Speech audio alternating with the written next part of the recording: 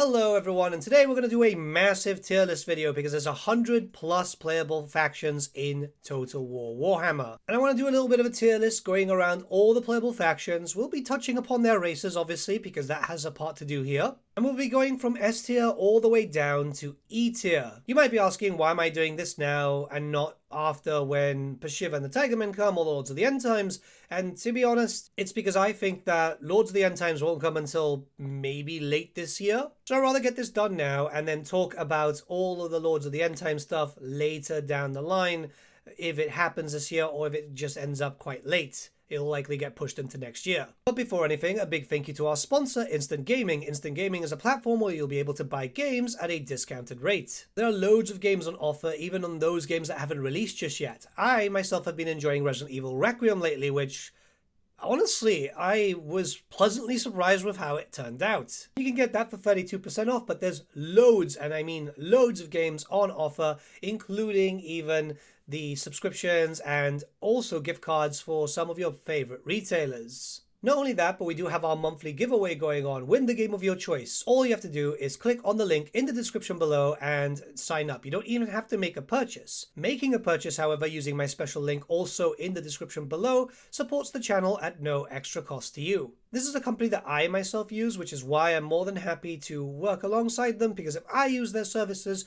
I'm more than happy to talk about it. A big thank you once again to Instant Gaming for sponsoring this video. We've been having a partnership for a fair amount of time and I hope it continues. Let's return to our regularly scheduled programming. Okay, so we're going to talk about the Beastmen, and when it comes to certain races, we might just do a blanket and talk about all the race in general, mostly because they don't really have a lot of things coming for them in terms of originality, no unique mechanics. The Beastmen being the perfect example here. 3 of the legendary lords, Khazrak, Malagor, and Morgr, are very much playable in their own right, but the problem is that they don't really have too much to separate them from all of the other lords. The benefit, however, is that the Beastmen did receive a very lengthy rework in Warhammer 2, and it has aged incredibly well. You can play Beastmen now without feeling like it's a massive chore. Ever since Warhammer 3 came out, and with the subsequent DLCs focusing around Chaos, yeah, they've been getting more and more content, so the Beastmen have been getting better overall. I'm going to have to give all 3 of those lords a B tier, mostly because, yeah, while they're in a pretty good spot, I feel like they could be better if they had something to distinguish them. Morgr, for example, having all the unique type of Chaos Sport. Malagor having some sort of unique mechanic. Khazrak should have a human hunting mechanic, which is something I hope for whatever Creative Assembly decide to do Boris Todbringer. Maybe one day he'll get his day. Now, B isn't a bad ranking overall, so I think that it's pretty good. As long as they keep getting stuff throughout Chaos DLCs, here's hoping, during Lords of the End Times we'll see something more, they should be steadily there. A little small patch dedicated to the Beastmen would be wonderful. But other than that, I think they're in a pretty good spot. Taurox, on the other hand, is going to jump up to A tier because he does have his own unique mechanic, meaning that he does have a different experience towards the other Beastmen. And I know it's not always about the mechanic, but the thing is, the Beastmen have been in a pretty good spot. You need to have something to give you a reason to play the other Beastmen characters. This is why, for example, the High Elves are going to be doing quite well, and so are the Empire, because you've got something to give them a little bit of play. It's not a new mechanic. If you played Three Kingdoms, you'll know the Lubu mechanic pretty much very well, but it's enough to give him something quite different. Bretonnia's next, and this is the only race that we've received for free throughout the franchise's history of 10 years. They've not really received a lot of content over the years, despite the fact that the fanbase has been saying that they're willing to pay for DLC. They've had multiple reworks, which, let's be honest, hasn't really hit the mark. In fact, most cases when a rework has come out, something's come out broken, which meant once again back to the drawing board, it required a secondary patch. Just Bretonnia things. And it's a massive shame considering that everyone kind of likes chivalrous knights. The only problem is that nobody feels incentivized to play as the Bretts. Which sucks, because I like the Bretts, and it sucks that they don't really have that pull here. I painted 400 Bretts in the space of 3 months. I'd love to see them in a much better position. So it sucks when I say this, I'm going to have to blanket them here. The grand majority of the Bretonnians are going down on D tier, with Rapunzel the Leoness being on C tier. She's got her own unique mechanic. It is obviously a little bit different, even though it's not really that different. The problem with the Bretts is that their patches have never hit the mark. despite Creative Assembly trying, and they have been trying, there is no real reason to play the Brets unless you're going for the achievement, and even so, if you're going to be playing the Bretonnians, you should be using a overhaul mod like, for example, Lilies, because there's just not really that much going there. We need to see a third and final rework for the Bretonnians. Hopefully at some point, you know, Creative Assembly have stated that they've not forgotten about Bretonnia, so, you know, maybe before we die of old age, right? Some of you on the younger side, and even then, old age creeps up pretty fast. Greenskins are next, at least by the tier list that I found, so let's go with that. There's a lot to the Greenskins. They've received a bit of DLC when it comes to basically, what, one per game, which, I mean, isn't too bad. And there's a lot of playable factions, which is awesome. Their retention has been fairly decent overall, I'd say, because the Greenskins are very popular. Everyone loves a good war meme. And the great thing is we're slowly hitting it with the Greenskins, and we're hitting every subculture. We're getting units overall. There's been free units popping up every now and then, which is always great too, because the majority of their missing roster is basically just unit variants. I still think they could get 1 or 2 more DLCs in the form of character packs, but I think that we're overall in a very good spot with the Green Boys. So I think the split up is going to be quite good here, and this is what I have. Skarsnik is going to be on A tier, Wurzag is going to be on S alongside Grom the Paunch, Grimgor is on B, Azag on C tier, and Gorbad on D. So the main reason for this is, like, the rework that came into effect specifically for Wurzag is the ultimate Savage Orc experience, despite the fact that he is missing Savage Orc units. Grom the Paunch, perfect. Skarsnik is in a very good spot. Literally just needs a mechanic and he'll jump up all the way up to S tier. Grimgor's in a good spot, but I feel like he's got nothing. The same thing with Azag. Both of the 2 base game Legendary Lords don't really have anything that makes them too unique. And it sucks because there's a lot of stuff. Hell, I mean, you never know. During the end times, we could get something for Grimgor, which would be really lovely. But Azag, barring the fact that he's just got some unique spells, there's not really that much that makes him special. Gorbad is the big issue here. Gorbad Ironclaw, his mechanics suck. It's basically just panelings, and that's it. There's not really much to say about Gorbad. I mean, Omens of Destruction was always considered kind of mid when it came to the Orcs, and I feel like that's what's really hit him. It sucks because he's a character that a lot of people were expecting, but he just doesn't really have that much going for him, compared to the others at least. Wurzag is an incredibly fun campaign. Now, obviously I'm a bit biased towards Wurzag because I love Savage Orcs, but yeah, it's how I got my achievement, and that's how I'm happy about it. Khorne's next, and that means that we've got 3 Legendary Lords, and that's not too bad. I'd still hope, you know, for the end times to have Kabanda, but I think that's more of a meme on my part than anything else. You never know, wishful thinking, right? So, Khorne started off well. There's not a lot to talk about Khorne because it's literally just melee, melee, and more melee. The DLC, Omens of Destruction, added in a bunch of missing stuff, including a lot of like the end times things, hell, even technically a new Lord option. It never existed on the tabletop, which is kind of cool, right? The thing here is all 3 of those Lords are going to be very much similar. And I think that's something that's kind of expected for Khorne. So the ranking itself will be kind of varied, I'd say. Skulltaker for A, Arbal for B, and yeah, Skarbrand for C. Now, before you start raging, C isn't a bad thing. C is still a passing grade. It's just it could be better. Skulltaker is in a very good spot. His mechanics are kind of cool. Even post-nerf, I quite like him. Arbal, yeah, cool mechanic. The only problem is it's just teleporting. It's literally just Oxyotl 2.0. Still playable, and you can still get a decent amount of stuff going on with that. My issue with Skarbrand is we had a Khorne update and there was nothing for Skarbrand, which just feels odd, right?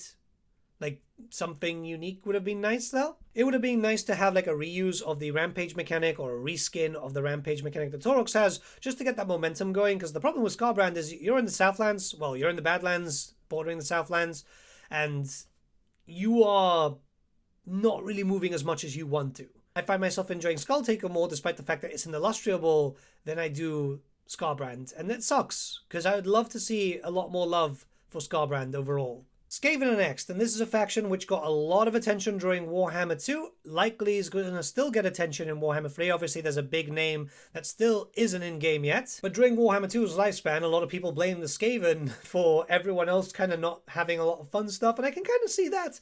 The fact is, every time a Skaven DLC came in, they really knocked it out of the park. which is kind of interesting because the free content and also the base game Legendary Lords are not really good. This is something that I've been speaking about for a long time. Plagues for Skrulk. Yes, I found my reason to talk about it in this video. God damn it, CA. How many times do I have to beg? But yeah, you know, those ones kind of suffered. They don't really have that much unique stuff going on. Or even if it was unique, like Skrulk, it was pretty lackluster compared to what we were going to get in Warhammer 3. And the ranking is no-brainer. We've got Ikit on S tier because he's the best boy. A tier, we've got Clan Eshin and Clan Molder. Both of them very, very fun factions. Really not much needs to be improved on them. I'm not going to put them on S tier, mostly because I feel like, even myself, a lot of people just gravitate towards Ikit. Then this is where things get a little bit different, obviously. On D tier, we have Clan Pestilence. Plagues for Skrulk, please, please, please. Yeah, it's anytime I can talk about it, you know. And then obviously Clan Wars, because Skrulk and Queek unfortunately were base game lords, and in Warhammer 2 the base game lords were just kind of screwed over. Then E tier, I know some people are going to be surprised about this, Rictus. And it's not because I don't like Rictus. In fact, it's one of my favorite models from the tabletop, and I love Clan Rictus. I just feel like the identity is kind of lost there. There's not a lot that's been done. The faction just feels like a minor faction with a legendary lord, which kind of sucks. I'm not going to lie. It really sucks. Hopefully, the last remaining 3 factions there can get something nice, and when eventually Creative Assembly decide to do Thankful, which I'm imagining is going to be during the End Times DLC, considering how important the Skaven are. But overall, Skaven have a lot of playable factions with very unique mechanics, and that's like the most important thing. Chaos Dwarfs are next, and they set a new standard for race packs for Warhammer as a whole. So much so that we haven't got any race packs ever since, which kind of sucks. But you never know for the future, right? So the Chaos Dwarfs are perhaps one of the most structured DLCs that have ever come out for the franchise. It just basically feels like so much is tacked onto it. You've got so much going on. I've yet to see a faction, barring maybe Dakala recently, which has gone like, yeah, you need to really think and plan ahead. This is such a good way of going about it. And it's great that the Chaos Dwarfs were, you know, last, essentially. I feel like if they would have come out in Warhammer 1, they wouldn't be this cool. If they would have come out in Warhammer 2, they still wouldn't have been this cool. Which is funny, because like Warhammer 2 set a really good standard for race packs, like Tomb Kings, for example. But this, I feel, is really up there. Now, there's 3 legendary lords, and all of them are going to be getting S tier. I know a lot of people will be saying, well, you knocked down a few characters because they didn't have unique mechanics. And yes, I did. But the thing is, I feel personally that if the Chaos Dwarf characters each had a unique mechanic, it would have been way too much bloat. I still find reason to start a campaign with Zatan, or a campaign with Drazoath, or a campaign with Astrogoth. If a race is going to be fully fleshed out, then they don't need a unique mechanic. And that's my opinion. I put a lot of hours onto the Chaos Dwarfs, and I feel like, yeah, I'm happy. Hell, recently I played with Zatan again too. I keep going back to the Chaos Dwarfs and still finding a reason to have fun. The only thing that I don't like about the Chaos Dwarfs is only 3 legendary lords instead of 4. But overall, yeah, I think that this is the standard. Tomb Kings are up next, 4 legendary lords, not much really distinction between them, but they did get a very good update recently, and their original release was considered back then the pinnacle of the races, right? So when you had a new race pack, everyone would look back towards the Tomb Kings and say, does that compare? And I still think that's something that a lot of people do, and I think it's a smart thing. It was one of the first times where the uniqueness came out really, really well, but also the gameplay too. There's still not a lot of uniqueness between the Tomb Kings, which kind of sucks. Maybe they will get something in the future. We know that they're going to get some content during the Lords of the End Times, but I doubt there's going to be an update towards them, maybe Archon, if anything. But I do feel like they could get a little bit more in the form of a character pack and a dedicated patch alongside that. I think ranking-wise, we've got as follows. Cetra goes on A because he is the King of Kings, and he does play incredibly well. I think that he does have the best experience there so far. On C tier, we've got Archon and also Khalida. I don't know what they want to do with Archon for like end times and stuff. I'm hoping that they do something, considering that he is featured in the trailers and he is a Mortarch, but he's not really good right now. Like, he starts off with some vampire count units, so he can recruit some more, but he doesn't feel like a hybrid faction. It feels like that's what he should have always been. Khalida has really nothing going around her which kind of sucks. And then Cathay, E tier, because, yeah. And look, Cathay should have been a legendary hero, in my opinion. There is like one guy, there's always at least one guy that comments on my videos when I do something like this, who's like, oh, well, you're disrespecting Cathay, he's great, he's my favorite legendary lord. And you're valid, dude. You are more than valid. But there is nothing that Cathay brings to the table. I forget that he exists constantly. And it sucks, because I feel like there should have been more, but I feel like as a legendary hero, he would have been better. Ogre Kingdoms next, and this one's a fun one, because the Ogres came out with not the best experience, you know. Yeah, they were really fun. I think a lot of people avoided them directly, and I think that is perfectly fine. They've had one DLC since their release, so yes, DLC for DLC, but that DLC and the accompanying rework kind of fixed up the problems of the Ogres, which I think is very much appreciated. Overall, most people got the Ogres for free because everyone was pre-ordering it, because, yeah. So in most cases, you're really only playing for GOG. And yes, you can only call him that because YouTube. So ranking-wise, we've got Grudges on A because, yeah, he is the over-tyrant. He's the main faction leader, so a lot of people are going to gravitate towards him. That and the fact is his mechanic, even though it's basically stolen from Karl Franz, which stole it from the High Elves. Yes, there's a little bit of a, you know, shoots and ladders situation here. It plays very, very well. Skrog the Sorcerer has something a little bit more unique and more in the style of, like, Gorbad, I guess. Works out quite well. Yeah, fun. Definitely enjoyable. B tier, I think, is very, very fair. And then Gorg is on C. Again, passable. I think a lot of people do like Gorg. I personally, I don't know. It's a very weird thing. I feel like if there was like some Dog of War mechanics, it would have been a bit better. You do have that mercenary style playthrough, and it's still very good. You can still play it and have some fun. But I think it's missing a little bit more. I don't know what. It's just, it's there. Again, I feel like if you could have started off at choosing your theatre, and I think that's something that's missing a lot with certain characters, and we'll talk about another one soon, but still enjoyable. Again, C is not bad. Okay, Dwarfs next, and they had 3.5 reworks, a decent amount of content over the past 10 years, let's be very honest about that. You've got a bunch of different legendary lords, some of them with unique mechanics, some of them without. The Dwarfs are functionally done, although I will say, yes, one more character pack, especially as we know the format of the character packs would work, because we are missing, seriously, one of the biggest names, Bugman. It's wild that we're still missing Bugman, but we do have a lot of the big names, we do have a decent amount of different starting factions. I feel like the Dwarfs have actually benefited a lot from Total War Warhammer, and it's always nice to see, especially as it's basically the namesake of my channel with the Great Book of Grudges thing. I'm pretty happy about it. I'm in a pretty content spot with the Dwarfs. Ranking wise, I'm going to be generous. Honestly, I feel very, very generous today. Ungrim Iron Fist and also Malachi on S tier because you got the full Slayer experience with Ungrim. You got an incredibly fun campaign with Malachi. I feel like it works out incredibly well. It's basically like a choose your own adventure thing, and it just works incredibly well. And then A tier, we've got Grombrindle and Vorek, unique mechanics, unique starts, unique just general playthrough.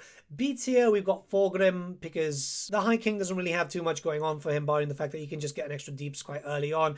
And I'm putting Clan Angrand down on D. I love Belegar. I absolutely adore Belegar as a character, but he's missing an 8 peaks mechanic. Sure, Skarsnik is missing that too, but you've got a full Night Goblin contingent now, so you can like theme up your armies quite well. Queek doesn't have it. We desperately need an 8 peaks patch.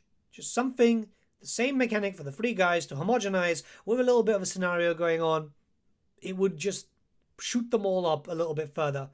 It just sucks that right now, the whole thing with going to 8 peaks, you can mostly ignore it. You don't even have to go for it. There's benefits, but really they're not that big. Oh boy, High Elves, this is a big one because High Elves did get a lot of content in Warhammer 2, and all of that content has been brought up to Warhammer 3 standards thanks to the release of Tides of Torment. We have so many different playable legendary lords, each with their own styling, some better than others admittedly, but the idea here is all of them are themed to their exact princedoms. I've seen people complain and say, for example, Alifanar, but that's literally what he does in lore. He hunts down Dark Elves. He doesn't really do that much other than that, because most of Narkarif is a wasteland. That's why the Shadow Warriors exist.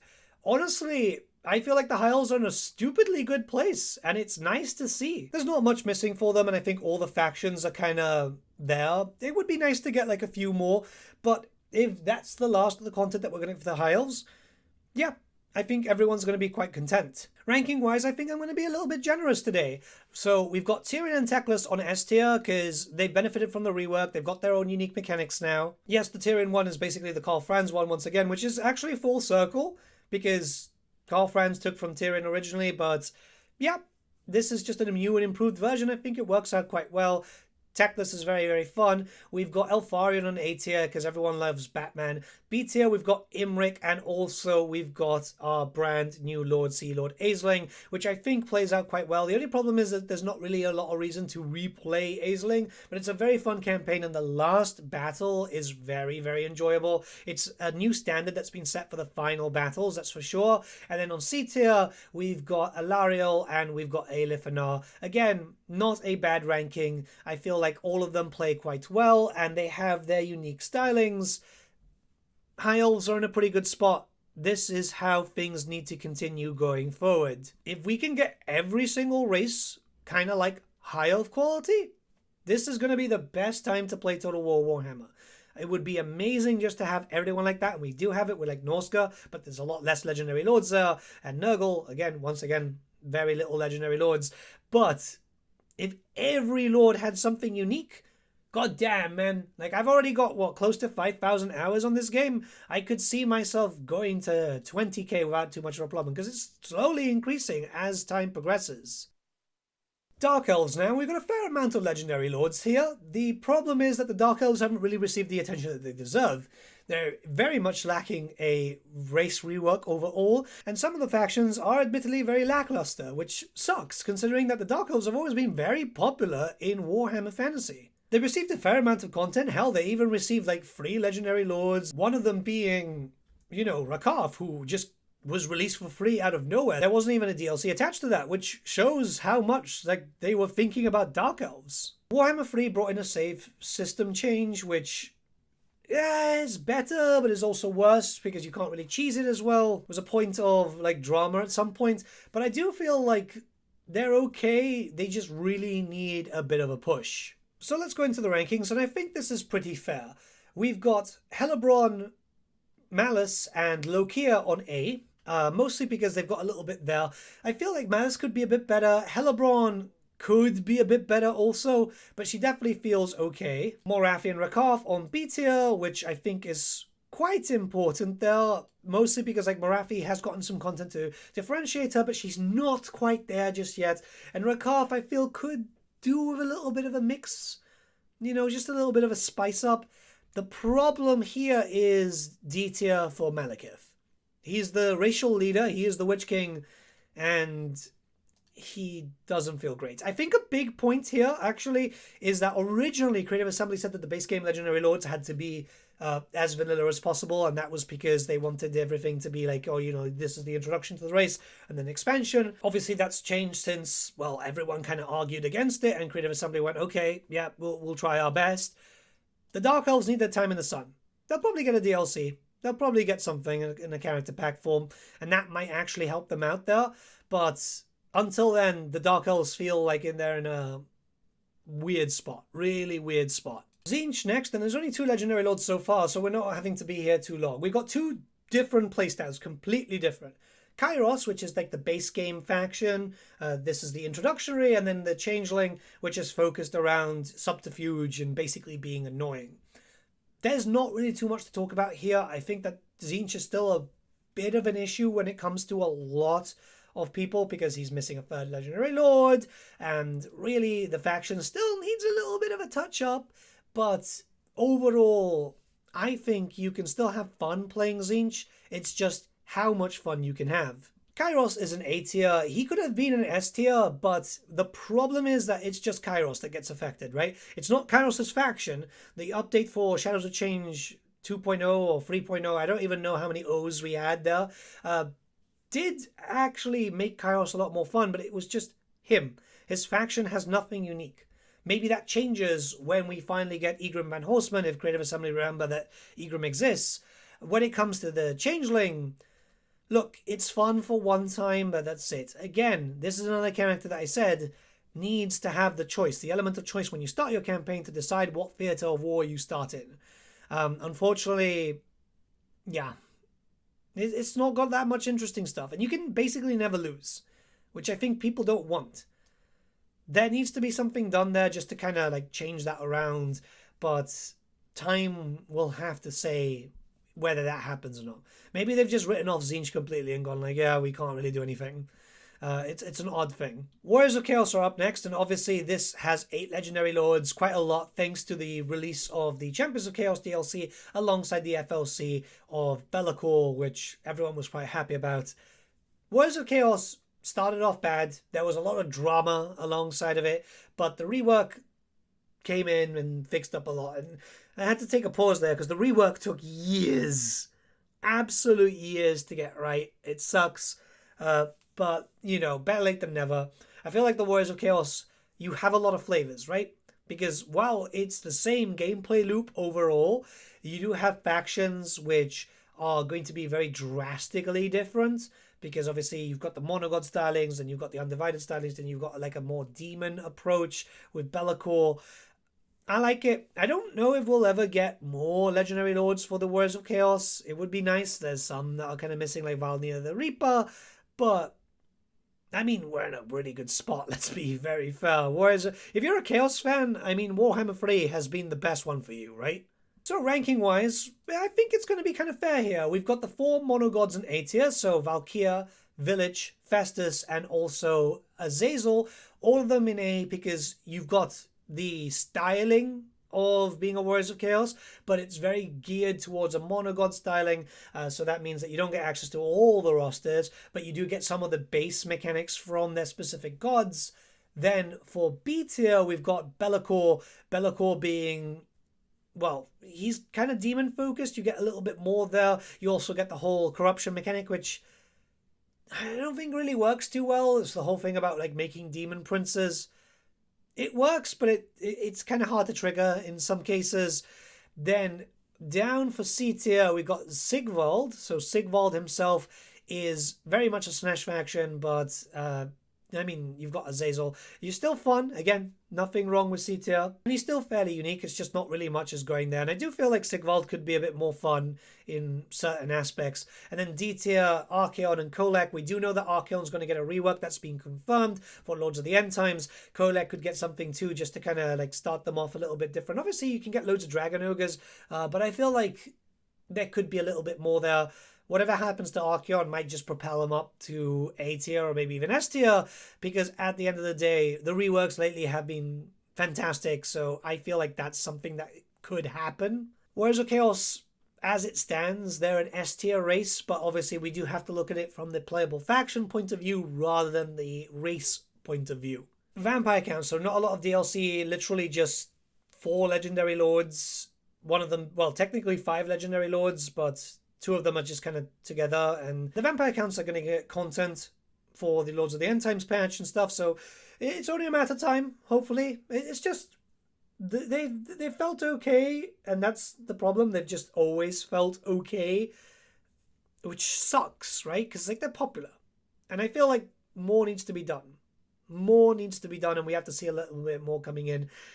Here's hoping that they'll get like a little bit of an update. I mean, expectations are high, right? Expectations are very, very high. Ranking wise, we've got Vlad and Isabella on a B, and that's because obviously like you have Vlad or Isabella as the legendary lord, and one has a legendary hero. Kemla on a C, not really much going on for him, but at least you've got Krell, even though Krell's not a legendary hero. You've got Manfred on a C also. That one works out quite well because he does have a unique mechanic, but even then it's not really unique. It's just like a redo. And then Ghost on a D. He plays quite well, but like again, I don't feel incentivized to play with the vampire counts, which kind of sucks. I feel like there could be something going on. We have to wait and see how this goes, and hopefully character packs could become more of a thing. Obviously, we do know that Neferata is coming soon, and she was going to be the original like character pack. Maybe more comes in the future for the other like vampire bloodlines. By the time of recording this video, there's just not that much going into the vampires, so I can't wait to see if Lords of the End Times just kind of pushes them all up.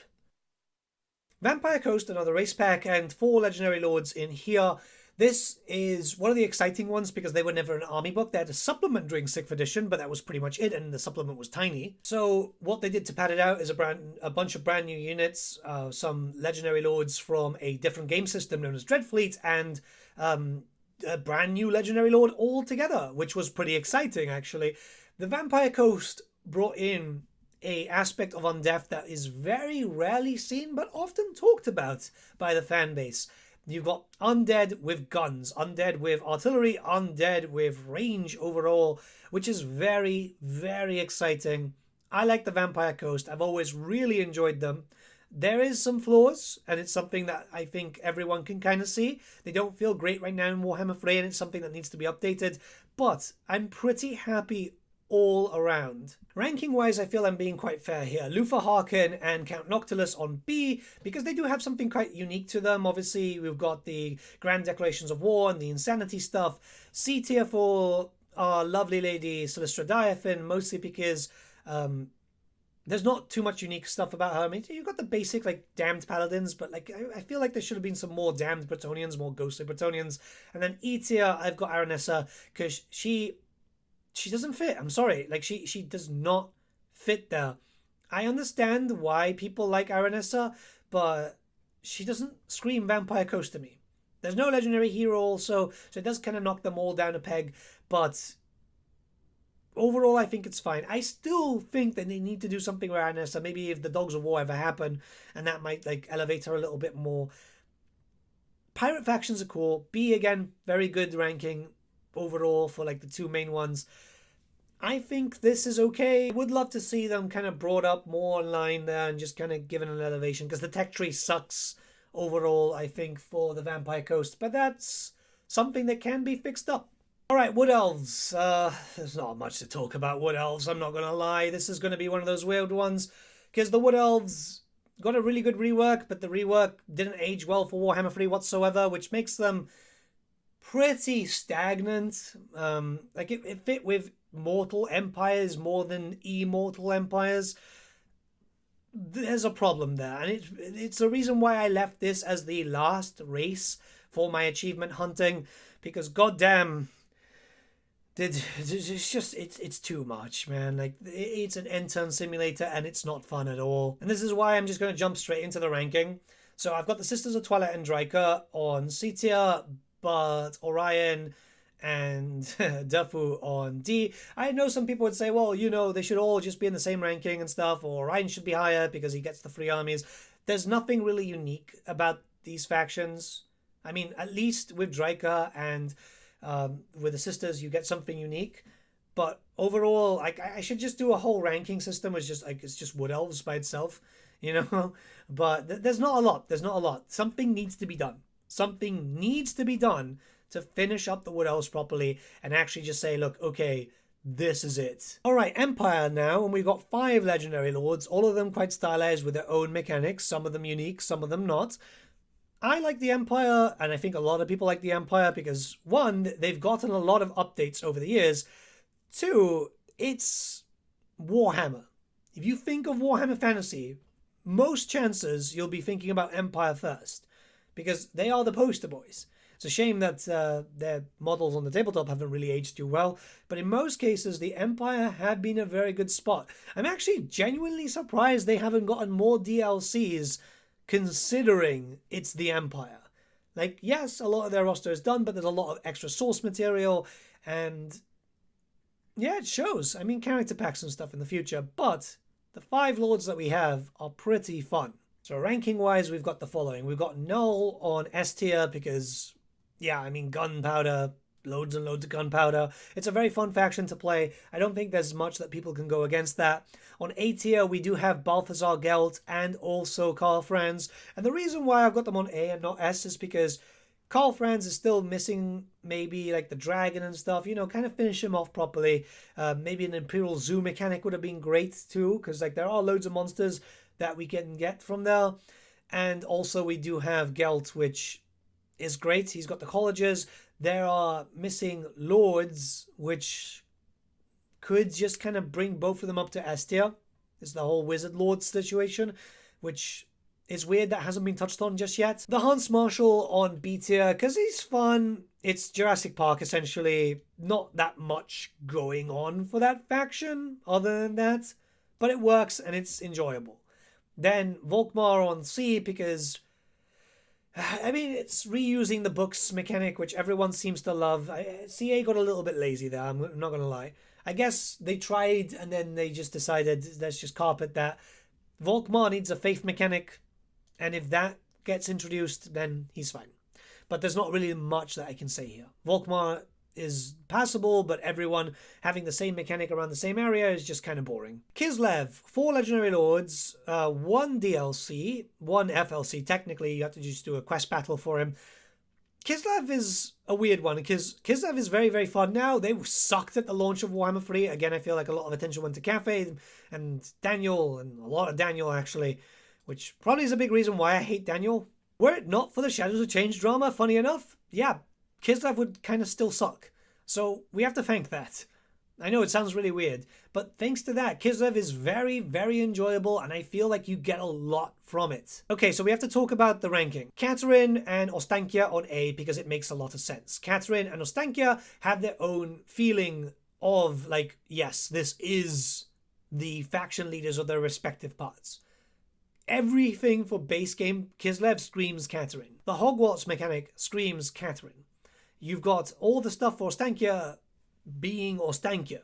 So again, it feels like her. Kostaltin is on B tier, and that's because Kostaltin doesn't feel unique. Catherine and Kostaltin have the same mechanics, and they're supposed to be kind of duking it out, but, you know, he's the leader of the patriarchy. You'd expect a religion mechanic, something like that has still yet to be introduced in a world, in a fantasy world where religion is so vastly important. Hell, I would have put him on C, but I feel like it would have done him a disservice, because you can still have a campaign with Kostaltin and have a lot of fun. When it comes to Boris, yeah, I don't know, man. Like, it feels kind of lazy, I'm not going to lie. I'm putting him on C because you can still have a fun campaign with him, but it does feel kind of lazy because he has nothing that makes him unique. He's there to support one or the other, and that's it. It's like, oh, just all 3 Legendary Lords are basically the same. Sure, there's a little difference, but it's basically the same. Nurgle coming up, only 3 Legendary Lords, but all of them following the same styling, and obviously it just makes sense. You've got Tamakon, you've got Kugaf, and then you've got Epidemius. They all form part of the Great Cycle, and that's kind of expected, considering that that's what Nurgle is about. They sucked originally, again, not fun to play, but much, much better now since the faction got overhauled dramatically in Thrones of Decay. Thrones of Decay factions being primo. Absolutely primo. I think it's no surprise where the ranking is going to go. Tamakon on S tier, because it's still by far one of the most fantastic campaigns in the game, literally following the book. Like, I know it's not a lot of narrative, but it literally feels like it follows the book. You can play, like, through that campaign and feel like you're living through a novel, which is fantastic. Well, campaign book more than anything else. Kugaf and Epidemius, I know they don't sound too unique, but they are an A tier. I feel like they're very, very fun to play. I have no problems whatsoever jumping into a Nurgle campaign with any of the Lords and just jumping in and having fun. And I think that's what you need from every race. It's really, really important. Grand Cathay is next. 3 Lords for now, and who knows how many in the future. We do have a 4th coming at some point this year. If the stars align, who knows, right? But, yeah, I mean, one of the base game races, a lot of attention was put into them. They have had loads of updates that actually changed how they've played over the years. I don't think too many people realize, especially like the new people coming in now, that Cathay did change quite drastically with a lot of stuff, mostly including harmonies and then tech. They're in a good spot, especially now, and I think they're going to get even better as time progresses. Ranking-wise, I'm going to be kind of controversial. Yuan Bo and A, kind of expected, unique mechanics, unique playstyle, has the option to teleport back home, so you've kind of got that incentive to kind of confederate with the other Cathayan lords. But the 2 starting lords, Zhao Ming and Miao Yin, as much as I love Zhao Ming as a character and Miao Yin is so cool, man, they're going to have to fall on C tier. They don't have anything unique about them, and I think that's what brings them down the most. They both share the same mechanic. Zhao Ming has the incentive to obviously get Ogre Mercenaries, but the Ogre Mercenary faction that starts raiding you. This is something that CA consistently refuse to fix. I don't know what's going on there. Miaoyan's mechanic is cool. Well, both of their mechanics, because the Great Bastion stuff is cool, but needs to be elevated, and I feel like it should have been fixed up with the fact that Sale is up north. There is no actual feeling of urgency with defending the Bastion. Just leave an army there and you're fine. Hell, just upgrade the Bastion just fully and you're good to go. You don't even have to leave armies there. Both of them need to have a quality of life fix. It's really important, and it sucks because I really like both of these characters visually and stylistically. It just sucks that they feel kind of boring. Now we've got another Lord coming in, and I don't feel like a lot of people are going to see the need to go on to Zhao or Miao unless things change. Slaanesh, 3 legendary lords, Tides of Torment came in and fixed up a lot of their problems, which is great. And at the end of the day, this is one of my favorite factions. I am going to be a little bit biased in certain locations, I'm not going to lie. But yeah, there's still some flaws, there's still some missing things. Obviously, the Mortal Boob Knights kind of missing. There's not much to complain though, because update-wise has been good. FLC-wise has probably been some of the best that we've been able to see. And DLC, fairly good. Honestly, Slaanesh is pretty okay. Yes, there's bias here, but I also feel like it's justified. Dakala is on S tier. I really enjoy her. It's a Chaos Dwarf level campaign. The only problem is that there is a very obvious bug that needs to be fixed up, where if you lose a Pleasure Palace, you kind of get soft locked there. Seriously, Creative Assembly, I don't know how that went through testing. The mask brings in a faction-wide mechanic that everyone can use from your armies, and that's absolutely phenomenal. She is probably one of the better FLC lords out there. The problem falls with Nekari, because Nekari, I mean, he's got a mechanic that gives you an army early on and stuff. I feel like it's a brand new mechanic that just gets used maybe at the start of your campaign and then gets forgotten about ever since. Kind of disappointing. But other than that, yeah, I mean, I don't think much can be done with Nekari. It's the same thing with the whole thing with Scarbrand. Like, it's better, he would have gotten close to B, but I don't see myself playing Nekari out of want. Maybe he should have had like a super seduction mechanic or something, right? That's the way I see it. But other than that, 2 lords on S, 1 on C, it kind of levels it out, doesn't it? Lizardmen now, 7 factions, all of them pretty much the same. There's a few differences here and there. I do feel like there might be an 8th, maybe even a 9th, you never know, with time. Character packs hopefully will end up being good enough to be able to justify seeing more. But yeah, I mean, they had a little bit of an update. It brought them a little bit higher online with everyone else. Still not a full rework, and I feel like that's kind of hurt them a little bit. But the tech tree changes, very, very important. The thing with like the blessed spawns, even better. I do feel like the Lizardmen did get a good amount of love here. The ranking might be controversial, but I mean, Oxyotl on S tier, because it is a very fun campaign, it's very, very different, and it does have a stylized push. A tier, I'm going for Tehenwin and obviously Itza, because at the end of the day, Tehenwin, very, very unique in that regard. Obviously, the temple helps. It's because you start off with Big Boy. B tier, Mazdamundi and Krokkar. I feel like something can be done for them just to kind of elevate them a little bit up. Nakai, I'm putting on C tier. Like, it's not a bad thing. Like, you can have a fun campaign there, and I think that's quite important. But I'm still babysitting a minor faction that could have been and should have been a active faction. I think that's probably what's going to help. D tier for, yeah, the skink. I just don't see the point. The Flyboy should have been a legendary hero. Let's be very honest there. There's nothing that he really brings to the table. It's like, oh yeah, you know, your flying armies are really good. But then the problem is that, well, your flying armies are stuck flying. You need something on foot. It's not great. It's not great. I mean, the Lizardmen have been pushed up. I would have put all of them on like C tier or maybe even D tier prior to the recent updates. So they've all been pushed up quite dramatically, barring Oxyotl. He was always going to be on S tier because, again, unique, You know, you're hunting down Chaos armies. Sure, there could have been a little bit more to make him a bit better. You know, having Chameleon Skink Lords would have been really, really fun. Maybe that's something that they could think about in the future. But I do feel like the Lizardmen are in a much better spot than they were before. Norsca, one of the races I think a lot of people refuse to acknowledge because, well, yeah. You know, they were awful. They were awful. Obviously, Tzeentch Torment came up, fixed a bunch of stuff, and I think that really elevated the race up to where it needed to be. It's sad that we had to wait so long, but it's been the case for a lot of races.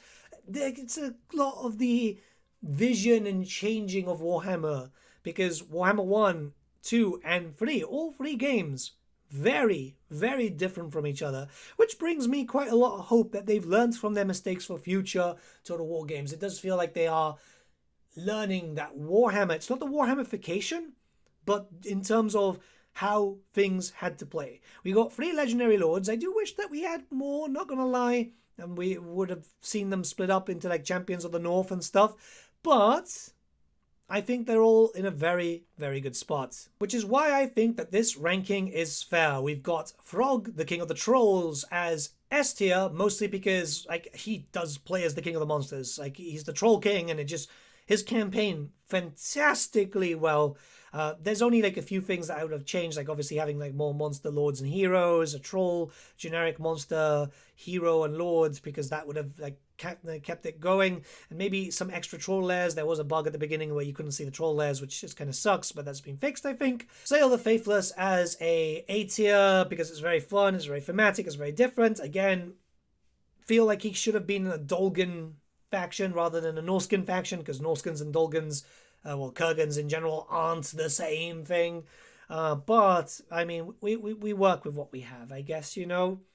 Maybe Creative Assembly wanted to do it, and Games Workshop said no, or maybe Creative Assembly just never asked, because, you know, Tribes of the North situation would have been cool.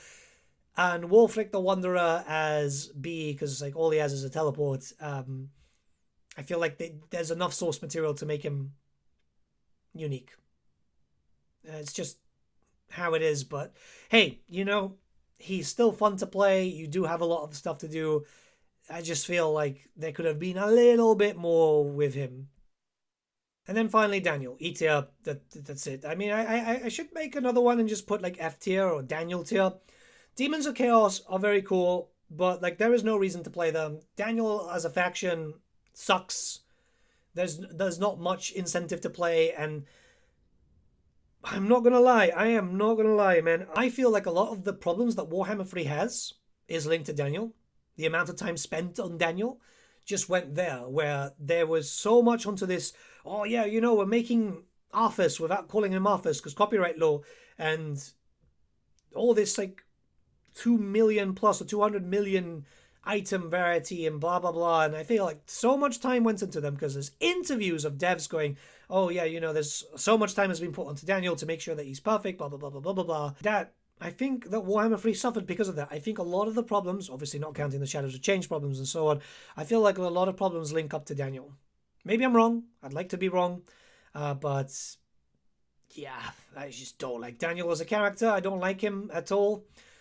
I've really tried, but unless they fix him up, I don't see an incentive. I like just literally just don't want to play him.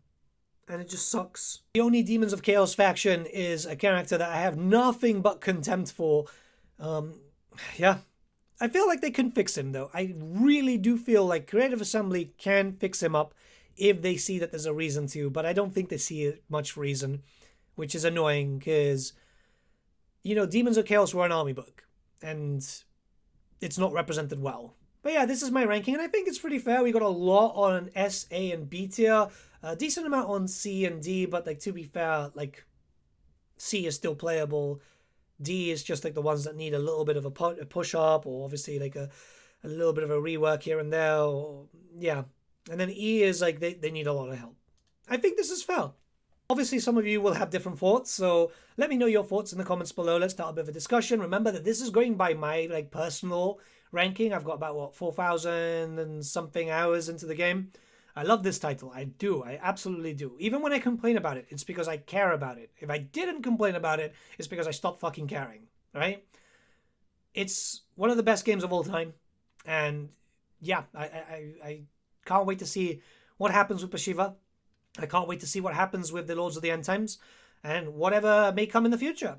Because so far, knock on wood and all the usual stuff, things look bright.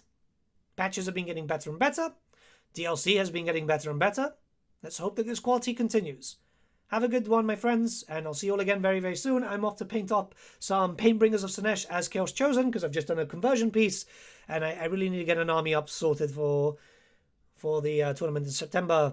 I just changed my list around. I'm waiting to see. Honestly, like, if Games Workshop drop like the new Chaos Warriors that they've been kind of hinting, and then it just completely screws up my list, I want to make sure that I have enough units to have in the background just in case if I need to switch things around, point reductions or point increases and the usual stuff. But yeah, have a good one, guys. Bye.